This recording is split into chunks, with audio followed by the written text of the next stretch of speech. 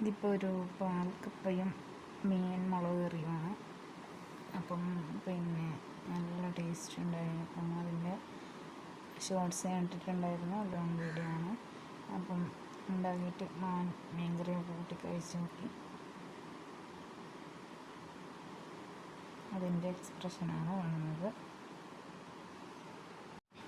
അപ്പം കപ്പ ആദ്യം പൊളിച്ചൊക്കെ എടുക്കുന്നുണ്ട്.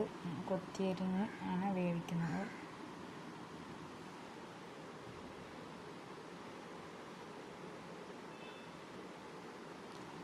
കപ്പ ഒന്ന് പൊളിച്ചതിന് ശേഷം നല്ലപോലെ കഴുകി എടുത്തിട്ട് പിന്നെ ഇതുപോലെ പൊടിയായിട്ട് അരിഞ്ഞെടുക്കണം.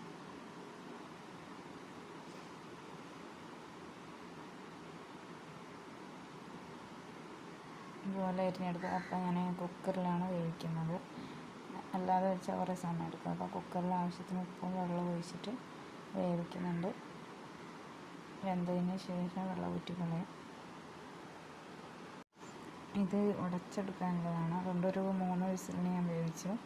എന്നിട്ട് ഇതിലോട്ട് പാൽക്കപ്പയ്ക്ക് തേങ്ങാപ്പാലാണ് ആവശ്യമുള്ളത്. അപ്പോൾ ഒരു അരമുറിയുടെ തേങ്ങാപ്പാൽ എടുത്ത് വെച്ചിട്ടുണ്ട്. അത് ചട്ടിയിലോട്ട് മാറ്റി നല്ലപോലെ ഉടച്ചെടുത്തിട്ട് ഇതിലോട്ട് തേങ്ങാപ്പാൽ ചേർത്ത് നല്ലപോലെ ഒന്ന് മിക്സ് ചെയ്തെടുക്കുന്നുണ്ട്. തേങ്ങാപ്പാലിൻ്റെ കൂടെ നമ്മൾ ഉള്ളി ചതച്ചതും കൂടി ചേർത്തെടുക്കാം.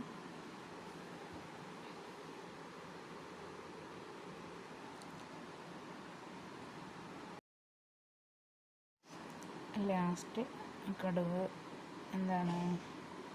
കറിവേപ്പില വറ്റൽമുളക് എല്ലാം ഒന്ന് താളിച്ച് വെച്ച് നല്ല ടേസ്റ്റ് ഉണ്ടായി.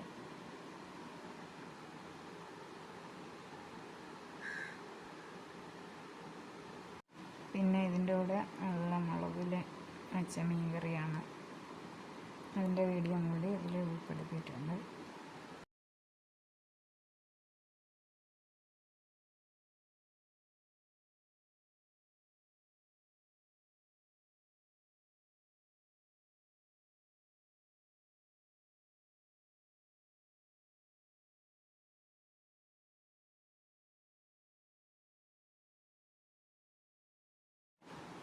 ഇതിപ്പോൾ ഒരു പാൽക്കപ്പയും മീൻ മുളക് കറിയുമാണ്.